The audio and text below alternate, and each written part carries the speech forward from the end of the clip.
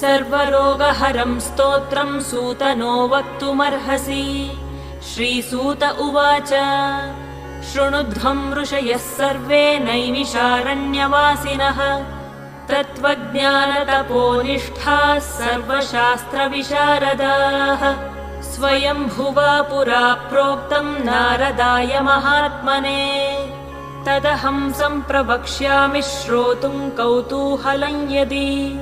ऋषय ऊचुः किमाह भगवान् ब्रह्मा नारदाय महात्मने।